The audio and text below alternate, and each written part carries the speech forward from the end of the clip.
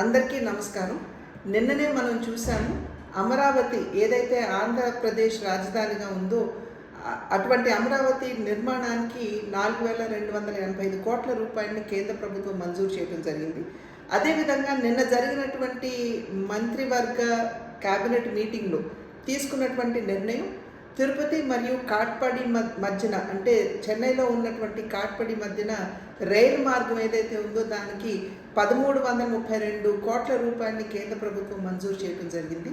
113 కిలోమీటర్ల నిడివి కలిగినటువంటి ఈ రైలు మార్గం ఏదైతే ఉందో తిరుపతి, శ్రీకాళహస్తి, చంద్రగిరి మధ్యన రవాణా సౌకర్యాన్ని మెరుగుపరచడం మాత్రమే కాకుండా వెల్లూరు మరియు తిరుపతిలో ఉన్నటువంటి ఈ జిల్లాల్లో ఉన్నటువంటి వైద్య విద్య ఏదైతే ఉందో దానికి మెరుగైనటువంటి కనెక్టివిటీ అందించడం మాత్రమే కాకుండా రాయలసీమ ప్రాంతంలో ఉన్నటువంటి రైతులకి అదేవిధంగా రైతాంగానికి వారికి సహకారాన్ని అందిస్తూ ఆ ఉత్పత్తుల్ని మార్కెట్కి త్వరితగతిన చేర్చే విధంగా ఈ యొక్క రైలు మార్గం తోడ్పడుతుంది అని చెప్పి మనం అందరం కూడా ఇక్కడ గుర్తించవలసినటువంటి అంశం.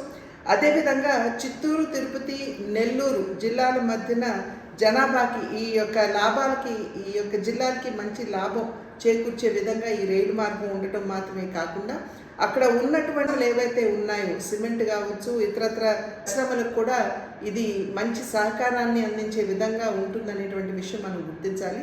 113 కిలోమీటర్ల నిడివి కలిగినటువంటి ఈ రైలు మార్గం 17 స్టేషన్లు, 324 చిన్న బ్రిడ్జ్లు, అదేవిధంగా 15 పెద్ద బ్రిడ్జ్లు మరియు 7 ROBలు, 3 RUBలతో ఈ యొక్క రైలు మార్గ నిర్మాణం జరుగుతున్నటువంటి సందర్భంలో నరేంద్ర మోడీ గారికి అదేవిధంగా రైల్వే మంత్రిత్వ శాఖ మంత్రి అయినటువంటి అశ్విని వైష్ణవ్ గారికి ఆంధ్ర ప్రజల తరఫున నా యొక్క హృదయపూర్వక ధన్యవాదాలు తెలియజేసుకుంటున్నాను.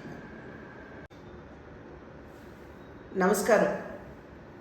పోలీస్ వారు రాజకీయ నాయకుల యొక్క చొరవతోటో లేదా ఏదో ఒక వ్యవస్థ చొరవతోటో వారి యూనిఫామ్ని సంపాదించుకోరు. కష్టతరమైనటువంటి పరీక్షల్లో వారు ఉత్తీర్ణులై వారు ఆ అర్హతని సాధిస్తూ ఉంటారు. దేశంలో అదేవిధంగా రాష్ట్రంలో కూడా శాంతి భద్రతల్ని కాపాడవలసినటువంటి బాధ్యత వారి భుజాల మీద వేసుకునేటువంటి 4వ సింహంగా పోలీసు వ్యవస్థని ప్రతి ఒక్కరూ కూడా గుర్తిస్తూ ఉంటారు. వారి ప్రాణాలని ఒడ్డి శాంతి భద్రతల్ని కాపాడటంలో వారు ఒక ప్రధానమైనటువంటి భూమికని పోషిస్తూ ఉంటారు.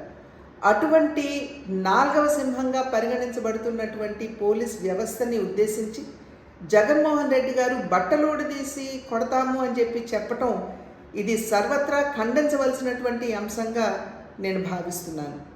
ఈరోజు ఏదైతే రామగిరిలో జరిగిందో రామగిరి సత్యసాయి జిల్లాలో ఉన్నటువంటి సందర్భంలో సత్యసాయి జిల్లా ఎస్పీ ఒక మహిళ అనేటువంటి విచక్షణ కూడా కోల్పోయి ఈ రకంగా వ్యాఖ్యానించడం అనేది ఇది సమంజసం కాదు అని చెప్పి జగన్మోహన్ రెడ్డి గారికి తెలియజేస్తున్నాం. ఈరోజు ఈ పోలీస్ వ్యవస్థలో దగ్గర 5,000 మహిళలు ఉన్నారు అనేటువంటి విషయాన్ని జగన్మోహన్ రెడ్డి గారు గుర్తించాలి.